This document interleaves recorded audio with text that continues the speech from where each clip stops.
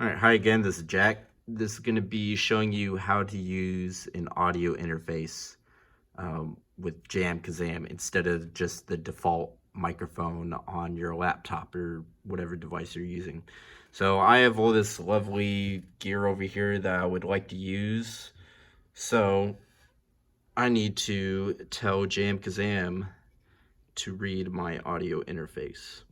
So where I'm going to go is I'm going to go to audio gear here, and you'll see that I already have my universal audio interfaces set up, but I'm just going to delete that so I can show you how to do it.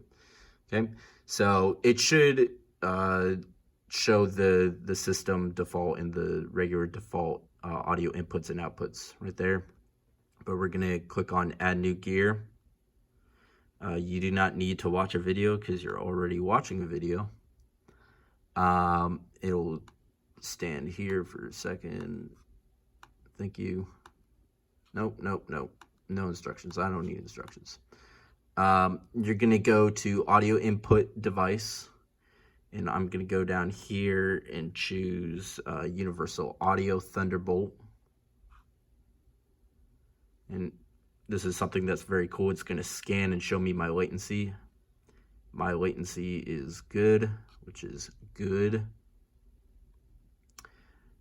And then once that's done, you'll notice that it has all these check marks, and that's just all the, I think, 64 inputs that I have total that I can use. If you're using a smaller interface, it will only show, probably if you're using a 2-channel interface, it probably show 4 to 8. Then on this other side, I just leave it as same as input, assuming that you're also monitoring through your interface, which I would highly recommend. If not, you can change it. You could set it as default output or whatever. But I'm gonna leave it as same as input, and I'm gonna match the sample rate, and I'm gonna hit next. Here you can add audio tracks or add MIDI tracks. Here is a feature that's important to me because, again, I have lots of options for inputs, and especially with something like drums, sometimes in order to be at the same level, you have to scream in order to be loud enough.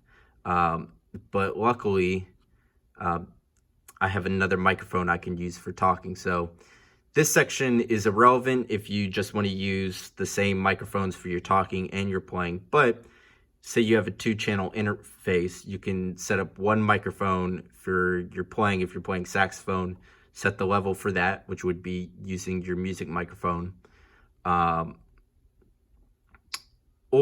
in that second input, you could designate that as your chat microphone, which I would like to do. So I'm going to do that, and again, I have all my lovely inputs on here, and I know I have my mic sitting right next to me, and I'm going to say that I know channel 4 is what it's plugged in, so I'm going to say channel 4 is right there.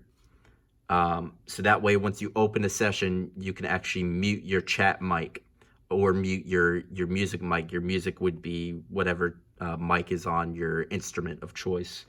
And you can see comes in a little bit low, but you can see the gain in there, and that's me just tapping on my microphone. And you can also change the gain once you're within the session. Then you would hit next. You might want to click play just to make sure you're hearing everything right, and I'm hearing this lovely little chime in my ears, and then it will say thank you from Team Kazam. Once you do that, you want to, if that is what you would like to use as your interface, you can hit activate right there. Make sure it's activate. Mine's already active. And I would make sure you do this before you join a session, so that way you don't have to go in and out. Or you could activate this one, and it will change that to active.